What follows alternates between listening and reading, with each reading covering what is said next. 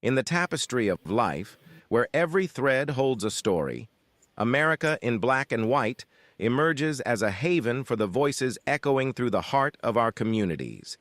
In this podcast, we wade through the rivers of our collective experiences, celebrating the vibrant hues of change brought forth by the whispers of hope and the roars of action. It's more than just a conversation. It's a journey into the heart of our society, illuminated by the light of those daring to dream and do. Join us, and let your voice be the melody that guides us toward a dawn where every color finds its place in the masterpiece of our shared destiny. Together, let's paint a future brimming with the positives that dwell in our minds and the actions that shape our world. Good evening, ladies and gentlemen. Welcome to this episode of America in Black and White. I want to apologize to each of you out there that's in the audience that's watching. Here in Atlanta, we are having this crazy weather pattern, and it basically has done a little disruption. So we are back with our guest, Mr. Terrell Sarver. Mr. Sarver, I want to apologize to you as well. Of course, it's beyond my control, but I'm really sorry about what just happened. No, you're good. You're good. You're good. I was wondering what happened. I'm like, man, he's just sitting still. I'm like, you hear me? You hear me? So it's good. It's cool. Yes, sir. So the last question I remember I was just asking you was in what ways has diversity sharpened your business acumen? You know, this Right. is as you being an entrepreneur. Yes. So I was talking about how the job itself is about problem solving, and that's pretty much what I do all day. So I've learned through this process of the skill that I was able to develop was the ability to not allow a situation or a negative situation to determine the outcome. So it's the initial hit, right? But the initial hit doesn't always determine the outcome. And that's all problem solving is. And so that's one of the things that I've learned. And I try to use that same skill set even in my personal life when I'm dealing with my own challenges and my own personal situations. So adversity in this industry served me well because I don't give up on situations. I know one day things could look this way, the next day it can look this way, but we don't give up and we keep seeking options. So that's what I've learned from it. Okay. So as a Black entrepreneur, what systemic barriers have you had to navigate and how? Once again, that goes back to the team. One of the difficult things that I've had to navigate through and still today, in some sense of it, is knowing what I have on my plate, but also knowing that it's bigger than me. And also always having the right people around you is key to anything that if you're holding anything heavy or anything too big for you. The key is the people that you have around you that can help you carry it. And so that's been the biggest difficult for me through my entire career. It's just assembling and keeping the right people around me.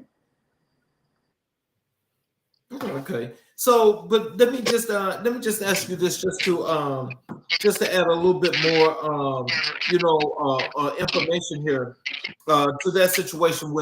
When you think about systemic barriers, have there been any barriers, when it comes to actually not just starting your business, but really getting it to grow to some extent? Were there any barriers that were or obstacles that was in your way that impeded your progress for some period of time?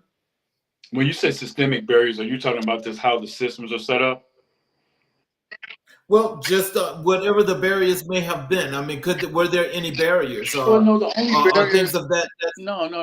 I mean, like as far as me having the opportunities and be able to succeed and excel in this industry, no, I didn't really see any barriers in that fashion. The barriers I saw was the people that I was working around with, and trusting people, and then too, just the clientele sometimes too. You know, when you're dealing with some type of clientele when they're not so educated on the process, the lending side. So you waste, you know, I shouldn't say waste a lot of time, but you spend a lot of time convincing people that you're not a scam artist and, you know, that type of thing. You know what I'm saying? So those are the type of barriers that I saw. It's just dealing with our own people. And, you know, that was it. But other than that, it wasn't the, you know, the systems that were put in place. Fortunately, man, I was able to learn an industry that gives everybody an opportunity to excel. Men, women, people of color, all that. I've seen all nationalities excel in this industry. And to be honest with you, I never seen anybody disrupt anything, isolate anybody, stop people from having opportunities. I didn't see none of that. All the lenders and the investors and stuff that I work with, we all have one common goal, and that's to get the job done. You know what I'm saying? So yeah. So this is a great industry for anybody that has been trying to get into this industry or just didn't have a foot in the door or how to go about taking advantage of an opportunity. Have them, you know, give me a call or what the situation is. But this is a great industry, and the industry can flourish. It flourishes real well in these type of economies, right? If you know where I'm going. Yeah, so it flourished very well. That's the reason why a lot of people put him in office. They don't care nothing about nothing else. It's all about his ability to put money in people's pockets. And so that's what it's all about. So the opportunity is here. So what unique strategies have helped you remain innovative and resilient? Yeah, bottom line is the people, once again, the people that I'm connected to, my extended arm, my brokers. My brokers keep me relevant. They keep me busy. You know what I'm saying? So my job is to empower them. So I try to equip them with the best, with all the information, the loan products and information and all that. And they're kind of like my marketing, my extended arm and everything. And but I do spend a lot of time on social media as far as marketing and that type as well. But then the ultimate reward from this is referrals. There was a period at one time where I didn't have to do any marketing. I do marketing now just to be relevant.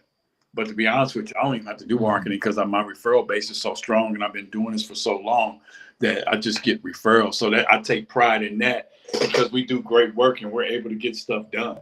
And we're able to be creative when we're able to do it as well. Okay. So how do you balance profit with purpose in your ventures? That's great because a lot of time purpose always trumps profit. Always trumps that. So a lot of times, you know, we do things. A lot of times I've done stuff and not even get paid. Or there were times where I actually waived my fees so purpose can go forth. Because a lot of times, all about the client, man. A lot of times it's not about, because we can't get rich. We can't get rich on one deal. Number one, that's my rule. You can't get rich off of one deal. Number two, it can't just be, you know, I'm on commission. I've always been on commission. But at the same time, man, sometimes you just have to meet people where they are. And if information is all you can give them, I freely give you that. So what advice would you give to aspiring Black entrepreneurs looking to build generational wealth? To get into opportunities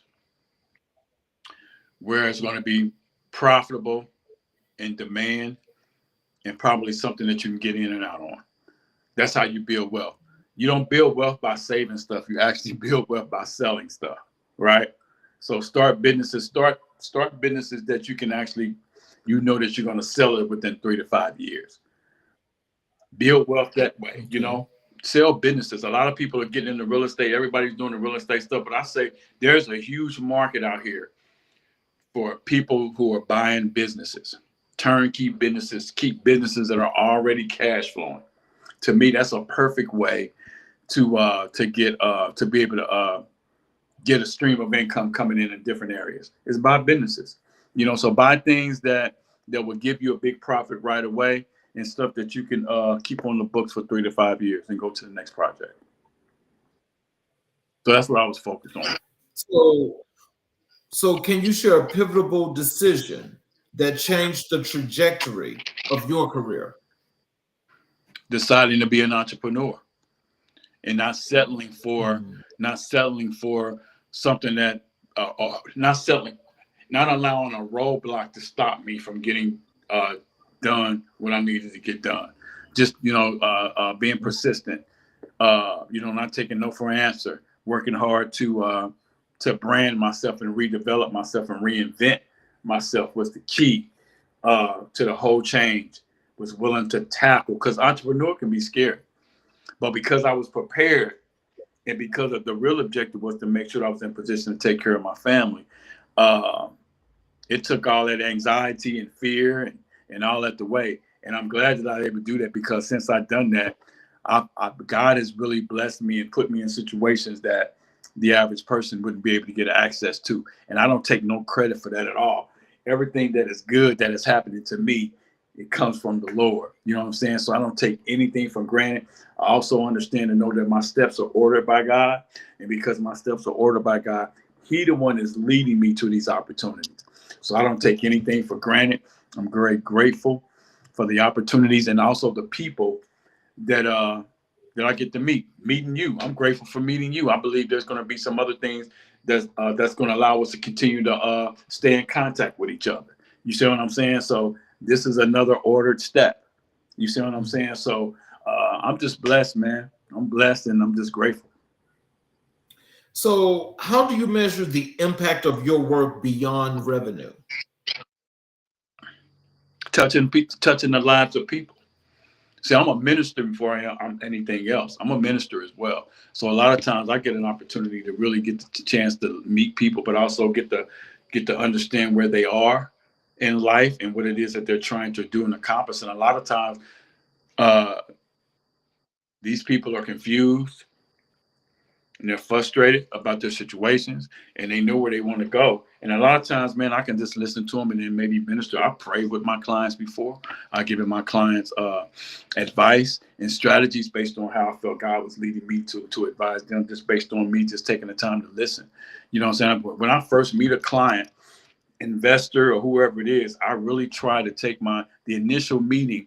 I really try to take time so I can get to learn them, because I can't give them what they're looking for, or give them the best options if I don't know what's driving them. I don't know what they're going through or what they're trying to accomplish. So that information helps me to serve them better.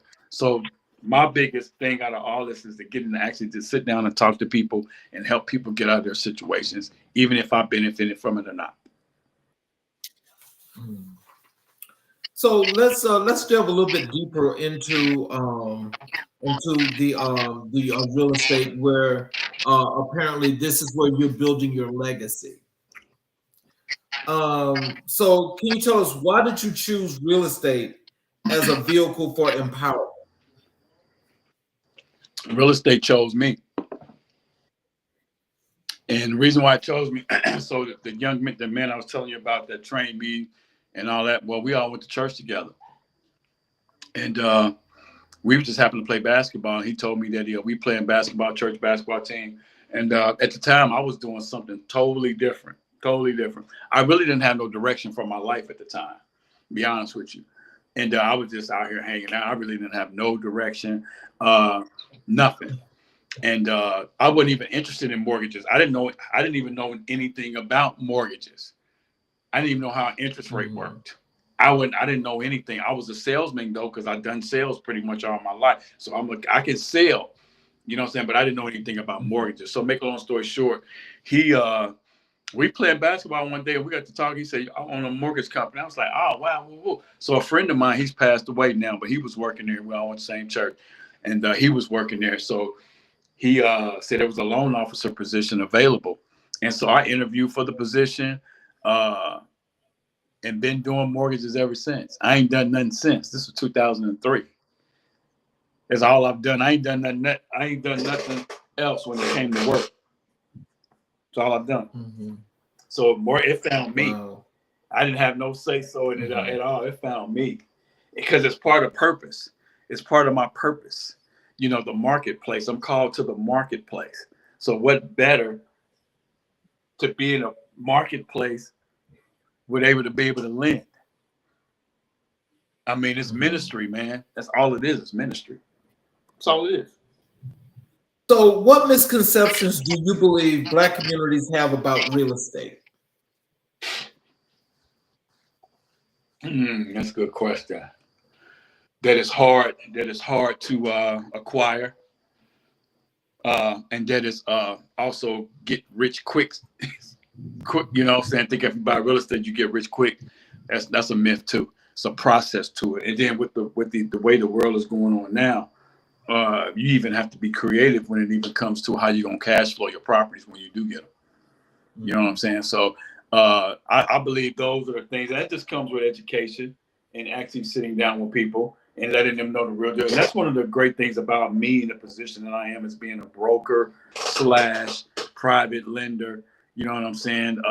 Is because I can really give you the pulse. I can really sit down with you and give you the pulse of the industry and what's actually going on out here, and what can stop you from going forward and what can't. And if you're not in a position to go forward right now, I can empower you with information so you can move forward.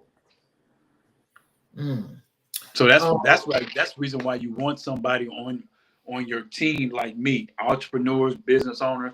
You want a financial person on your team. It don't have to be me, but you need someone on your team that can give you the pulse of the industry concerning your particular business, because all businesses are not bankable. There are a lot of businesses are restricted. Right. You see what I'm saying? So you need somebody like me on your team that can give you the rundown and prepare you for what it is that you needing to do when it comes to getting money for your business. And because everybody now wants to be debt free and don't owe no man nothing but love, and I get all that, but I don't. And I think that's great for your personal life. But on the business side of things, you need to learn how to leverage the bank's money. If they're going to give you money, if the vault is open, take advantage of that money and use it to your best ability. But don't shy away from taking the bank's money, especially when they're giving it away. That's sound, but now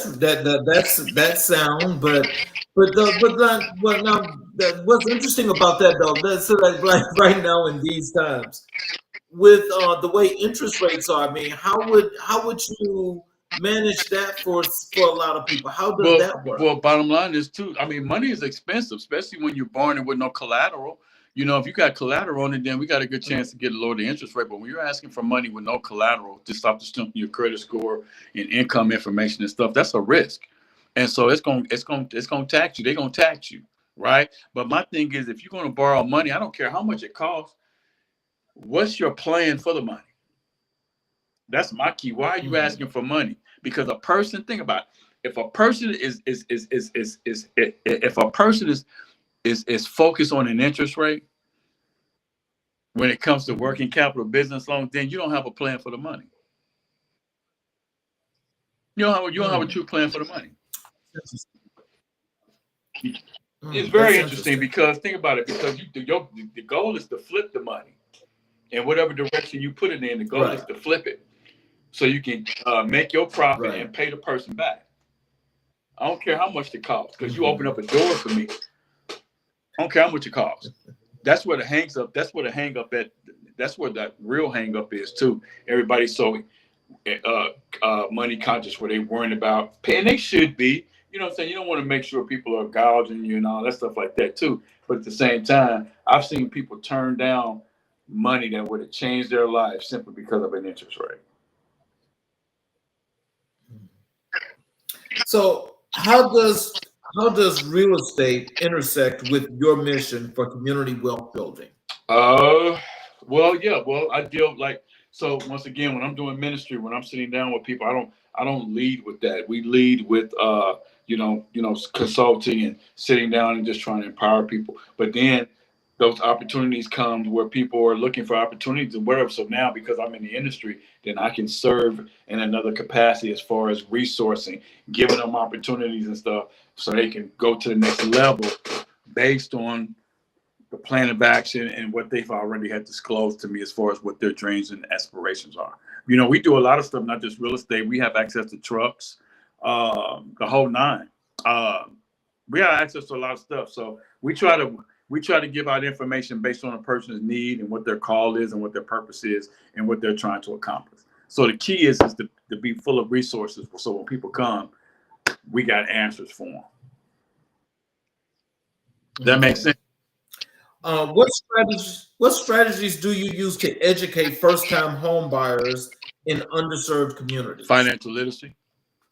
Prepare them. A lot of times what we want to do is prepare people, especially first-time home buyer. You just don't want to throw a person into a house because we're going to be back to where we was in 2008. And that was the reason why 2008 happened, was because a lot of people were buying houses and couldn't afford them, but they were getting cash at the table. You see what I'm saying? And so you got a lot of people in here buying houses and couldn't afford them. So we don't want to do that. So what we try to do is prepare. You know, of course, a lot of people, when I was doing primary mortgages, because I don't do primary mortgages anymore. I don't do those.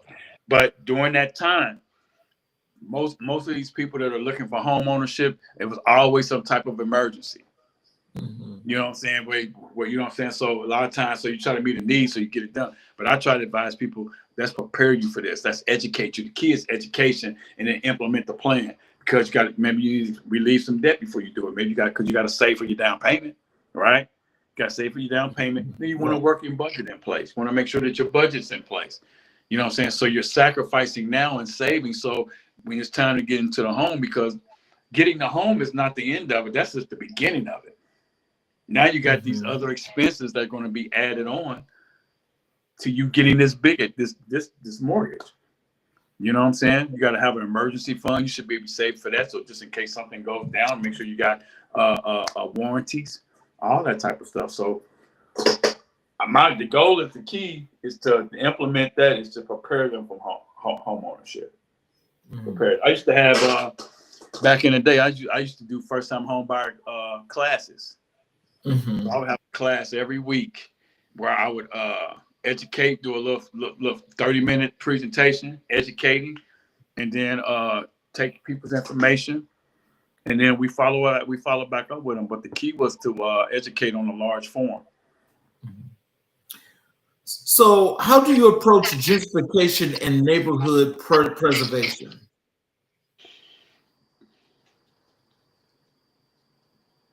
Say that one more time.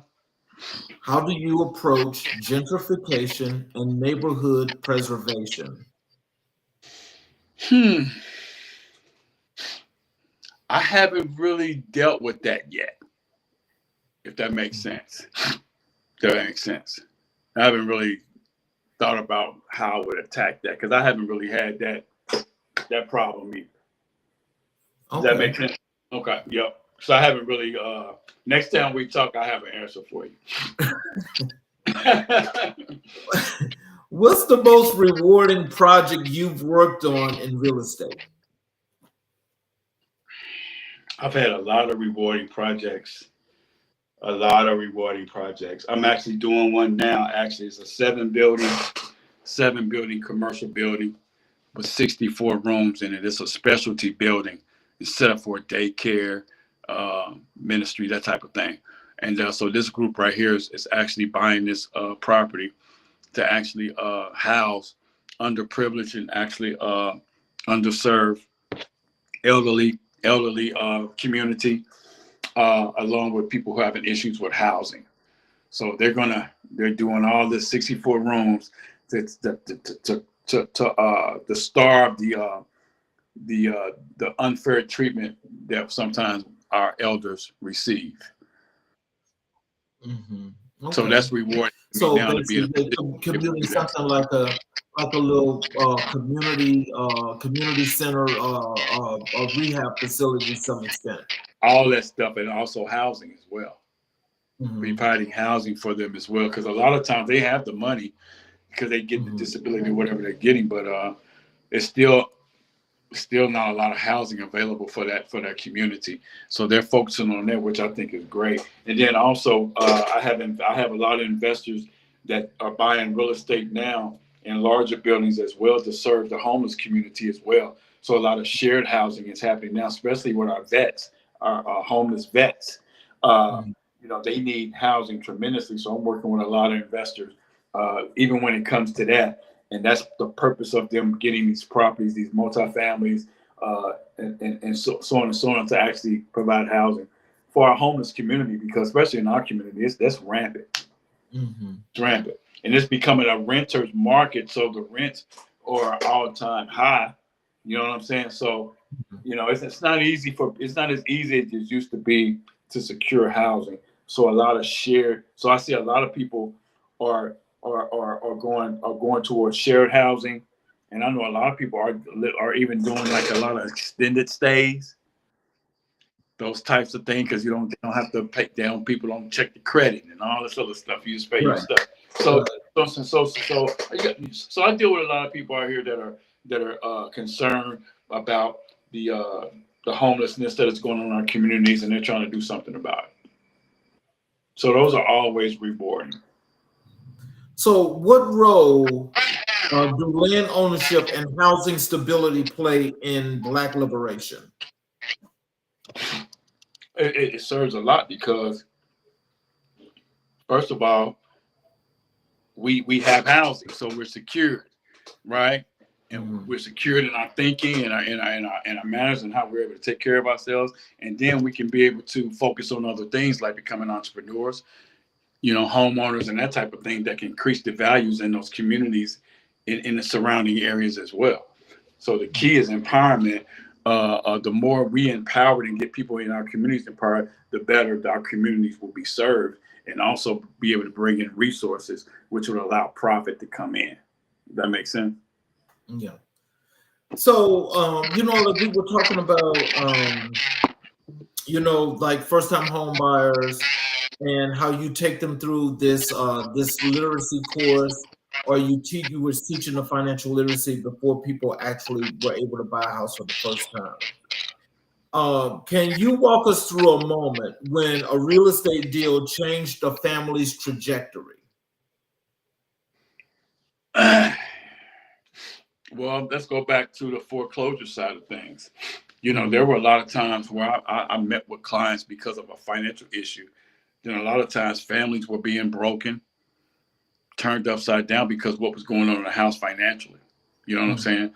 So a lot of times, you know, by us being able to get those loans modified and get people to give them a grace period to pay back, or pay back the delinquency and be able to start fresh and move forward, man, that saved families.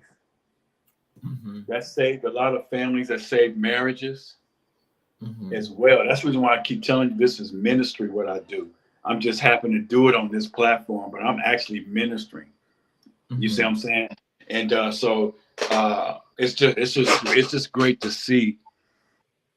It's very rewarding, man, to be in a position where someone calls you and they are in a situation,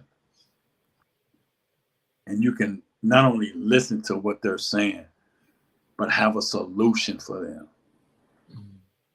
It's the best thing that I can describe, man. So what's the legacy you hope to leave through your real estate work? I want to be able to leave a working portfolio for my daughters. I want them to be able to go behind me. I want to be able to lay the foundation down and be able to leave them behind and everything in working order, and where they can actually build on the real estate, become conglomerates, you know, do way more than me, to exceed way more than what I'm doing. But my job is just to lay the foundation. You know, look at Kobe Bryant and what he did. He didn't know when he was going to leave here, but he left a strong foundation. All they can do is all she's doing is just running with it. She's just managing what he left. And that's kind of what I want to do. I want to build where when I'm gone, my family can just manage it and keep it going. They ain't got to add or take away. Just manage what we built. That's all you want to do. That's all you want to do. Because I'm in the latter part of my life. I'm 57. I'm in the latter part of my life. So my job right now until he takes me home is to build my legacy for them. So I'm living for them. It ain't even about me no more. It's over for me. You know what I'm saying? It's over. And I'm okay with that. I'm cool with that. I get to enjoy the ride while I'm trying to get them taken care of. So it's all good. So let's transition over to the work you do as in community organizing and the empowerment that you do with that. What fuels your passion for community organizing? This part is, once again, I know it sounds like a broken record, but that's just part of my purpose, man. Is it's the people. It's the needs of the people. Most community organizations are not built or not even created if there's no need. So it's all about what's passionate, what needs make or that I'm passionate about. That's the empowerment of men, putting men in position to be providers, leaders in their homes, communities, local churches, careers in their business, but also live a life that is pleasing to God. So my job is wanting to empower the community in any aspect or avenue that I can to make our communities better for our families. Now, when we chatted, you was telling me something about what you do with the men's group. Tell our audience about that. Yeah, so that's B Men Incorporated. And that was founded back in 2016. And God gave me a mandate and just told me to my assignment was men. And so we started in 2016, and we came out with our first project in 2016. It's called Transform: Powerful Stories of 7 Men Changed by the Hand of God. We got 7 guys in this book that are giving you their story and their testament on how God transformed their lives. And the majority of these guys are married.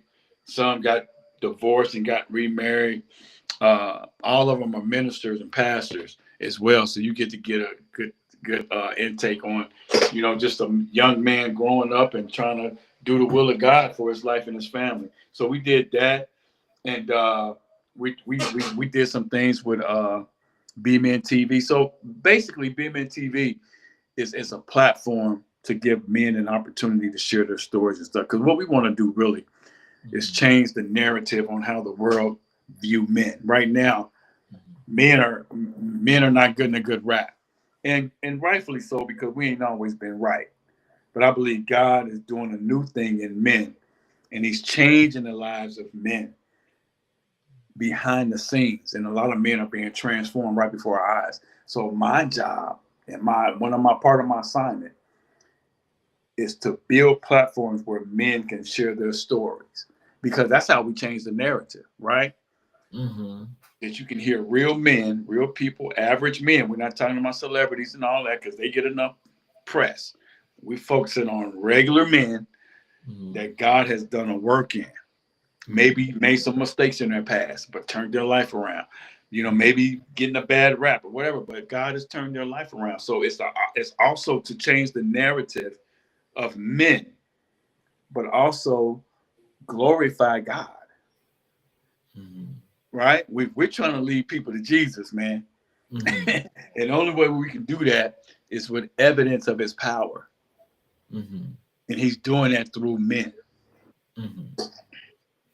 So how do you define community, not just geographically, but spiritually and culturally? To me, community is all about family, which means we protect each other, we look out for each other, we watch each other's back. We don't allow any outsiders to come in and violate anything that is going on in our communities, that we set boundaries and precedents in, and how what we live by, and everybody in the community should feel and should feel and believe in the same thing, right? Because that's community. You know what I'm saying? So, and that's how we all come together to protect where we are. And that's what community is to me. That's how I grew up. I'm not used to being a community where I didn't know nobody, or my neighbors didn't speak to me, or I didn't know who their kids were or their family members were. None of that. We grew up, man, knowing everybody, and protected everybody. Everybody was family. So that's what community is to me, and I'm praying that that we can get back to that oneness, that sense of oneness and camaraderie and community. It's important, man. That's especially as we're raising our kids. It's very important. Okay. Can you share a moment when your organizing efforts made a tangible impact?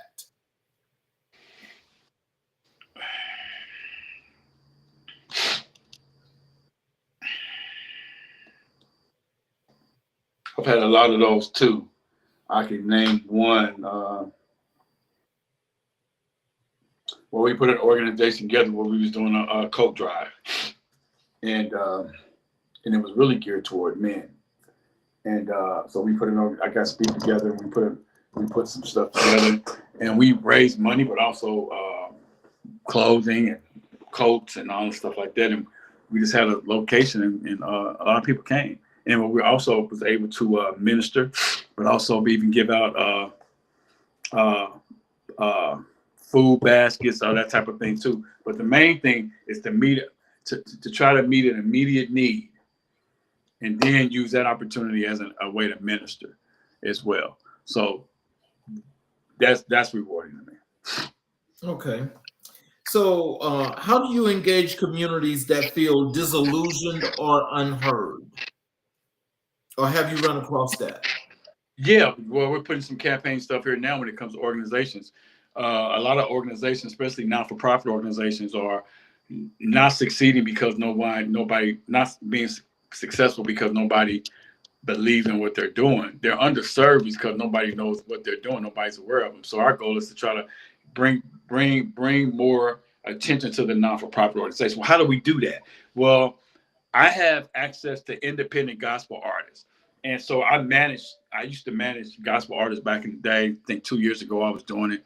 But we compose something where we get the independent gospel artist who mirrors the same message as a non-for-profit, right? Team them up. We team them up. And then by the independent artists sharing their story and testament, people can relate to it. Now they tend to support the gospel artists simply because they're familiar with the story. We recognize the organization that is giving back in the same manner. And so now we bring attention to both organizations and we market that. You see what I'm saying? Mm-hmm. And then the concert and the event that we're doing brings money to to both entities. Okay. All because we shared a story. So that's what we try to do when it comes to bring more awareness to organizations who may be underserved, and that's simply because nobody knows what they're doing.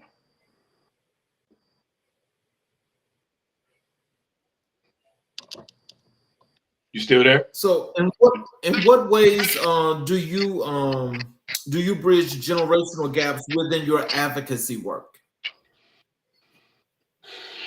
Education. I was teaching at Indiana. What's the name of that school? Indianapolis University. It's one of our local universities here. And I was teaching financial literacy to college students, right? And so when I went in there, these guys were very intelligent, very smart, man, very smart, very intelligent. I'm like, God, what do I have to offer to these people? These people probably smarter than me. He said, you give them your experience. So that's what I have to offer for this generation to bridge the gaps. It's my experience. And that's what I believe all of us, because I believe you're Generation X, right? No. What are you, baby boomer? Oh no, not yet. So you're Generation X. I'll be 59 in September. So you saying we're in the same generation? Yes. You saying that's Generation Z or X? What is that? Actually, the way they count them up, I'm not sure. I think it's Generation X. It's Generation X. We're Generation X. Okay. Well, we are blessed, brother. You know why? Because we're right smack in the middle. of the baby boomer and the millennials. Yes. We're right in the middle. Yes. So what do we bring to the table? How do we bridge the gaps? Well, education. We're experienced. We're the man. Ain't nobody like us, bro. That's true. I'm telling you, True. We're in a perfect spot. That is true. That is true. Yes, sir. So that's why. So that's how we bridge the gap about what we've learned, and we can still be relevant because we still hip, we still young, act. You know what I'm saying? We can blend on both sides. That's what makes us powerful. That's the reason why our generation has been hit the most. Okay. We're powerful, brother. Right. Powerful. So, what's one challenge of grassroots work that people often overlook? The grassroots work is the boots on the ground stuff. People stuff that people are shying away from now because everybody wants the mic. All that. That's that grassroots stuff is that knocking on doors, actually going into communities and actually helping the homeless and the drug addicts. You know what I'm saying? The people that are spending their own money because they have a passion to help people. Those people are being overlooked. Those are the people that we need to sow into because they're doing the work. They make the connections. Those are the people that we need. Those are the people that we're overlooking. The people that are spending their own money and still implementing a mission that nobody wants to help them with. Right. Those are the people we need to be dealing with. Sowing back into them and encouraging them. So how do you keep hope alive in the face of systemic resistance? My trust in God, man. That's all I have, bro. I'm being for real. You can't fight stuff, man, that's beyond your control. So I just trust God, man, in everything that I do. He's ordered my stuff this far, so I trust him with the rest of it. Everything that I'm doing and everything that I have done has nothing to do with me. I didn't even have a thought about it. So everything that I'm doing, I know I'm supposed to be doing it because it's him. He put the desire in my heart to pursue something that I didn't even know that was even in me. You know what I'm saying? Didn't even know it was in me. So I'm just being obedient. So when he opens the door, I try to walk through it. I don't even question it no more. I just go through it. Win, lose, or draw, I'm just going through it. So tell us, what's your message to young people feeling disconnected from their communities? Get more involved. I tell people all the time, because people even say this about their churches. And a lot of people say, well, I don't like to go to mega churches because it's too big. No, it's not. Get involved and it becomes small. Just get involved. You know what I'm saying? Whatever area you're passionate in, get involved. Learn, introduce yourself to the key people, and show up to the meetings. You know, get involved. When people know that you're consistent and they know that they can count on you, they'll open up to you and stuff like that. I just say just get involved because nobody's gonna knock on your door and say, hey, can you help or whatever like that. Just get involved. And you got to understand too, when you're dealing with those organization types too, right, you're dealing with a lot of gatekeepers. Always. Yeah. You're dealing with a lot of gatekeepers, man. So because as I was telling you that's what I heard in my head. Well, I did try. And you know what I'm saying? So you gotta know who you're dealing with when you're going into these situations. Because 9 out of 10, if a person is saying something like that, 9 out of 10 they probably tried and got rejected. Mm-hmm. So my thing is, if that's the case, then start your own organization. Start your own outreach so you can actually get into community and then do it that way. That's what I would say do. I think it's time out for waiting for somebody to allow you to be involved. Mm-hmm. I think it's time out for someone to allow you to discover you. You know, those days are over. You know, that's how we grew up back in the day. We just wait for the phone call. Them days are over. Create your own platforms. How has technology reshaped the way you organize and mobilize? It's helped me a whole lot. It's allowed me to stay organized. It allows me to expand my reach. Something that I had to buy into uh, uh, early on, not later on in my career. But I love technology. I think it's needed. I think it could speed things up for you as well. And I make sure I got people around me that know how to do that stuff. But it's key. I try to use it in everything that I do. The technology part of it, even the AI. I had reservations about AI for a long time, but I'm starting to see the benefit to it. So now I'm starting to embrace that. But at first I didn't want to mess with it because I thought it was demonic. But you can make it work for you. So, in your eyes, what's the relationship between economic empowerment and activism?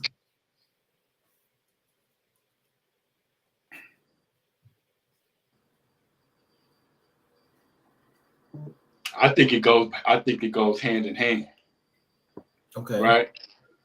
Activists, you're out there, you're voicing your opinions, and you're fighting for rights, and in a certain atmosphere, situation, whatever thing. But to back that up with economic power or influence, you're unstoppable, right? How many activists have money? They're looking for money. And so I think I can see the point that you're making there, but I mean, just when you look at it and you think about it, you think about those folks that are doing the activism, as you say, they go and they build the resources in order to make things happen. So when you say economic empowerment, okay, now this is either you're building it because you have it or you don't have it. So if you don't have it, then I think that's where it cross sections with the activism, because it's to make that happen. Correct. So it's like that's kind of like it's almost like a slippery slope. It is. So in your eyes, you see them as one and the same.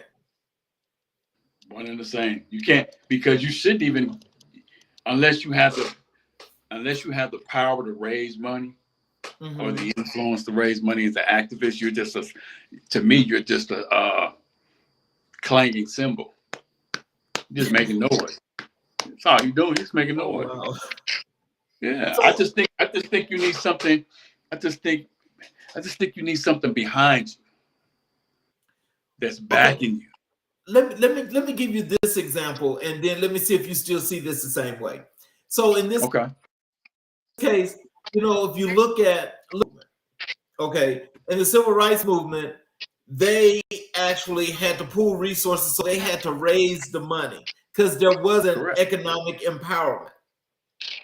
You see, so that means that they couldn't be one and the same, because if you don't have it, you can't be it.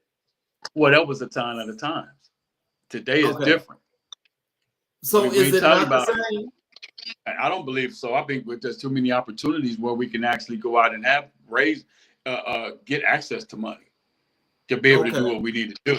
I don't, I'm saying the options were the only option they had back in the day was to go out and raise money. And of course, we can do that today. We call it sponsorship.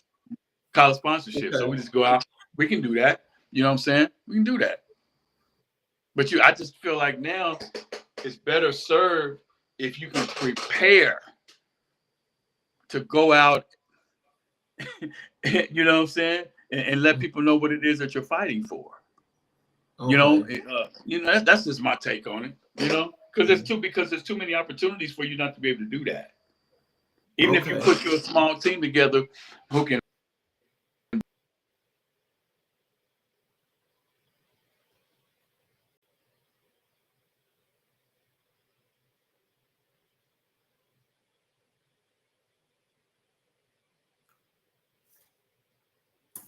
Hopefully, Mr. Sarver will be able to come back in.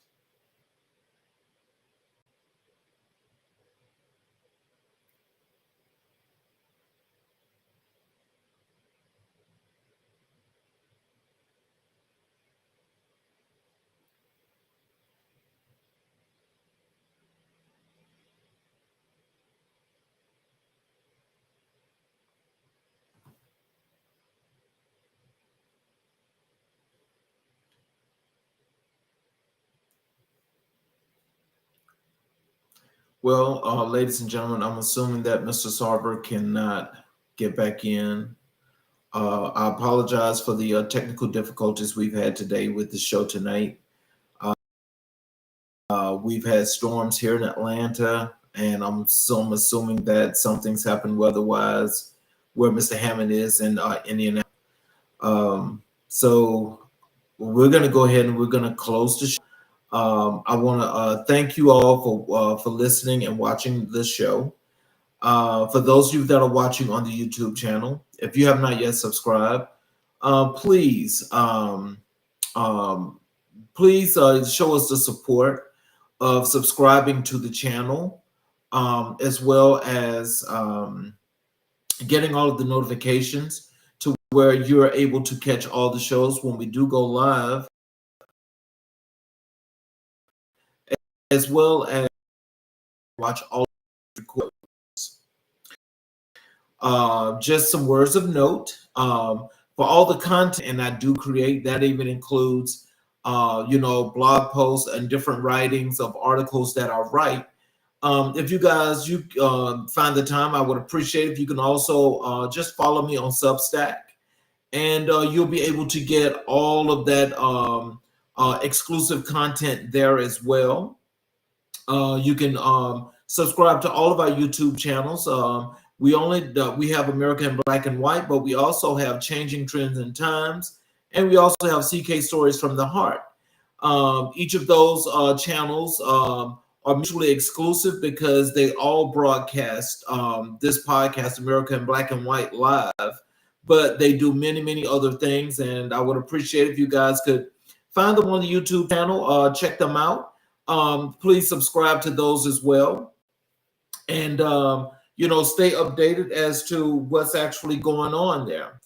Also, if you would, I would appreciate if you guys would just leave us some comments and feedbacks and let us know exactly how you're feeling and what you like about the show, some of the things that you like to see on the show. What would you like from some of the guests? We definitely would take all suggestions in hand, and we definitely appreciate the support by watching the show. As we're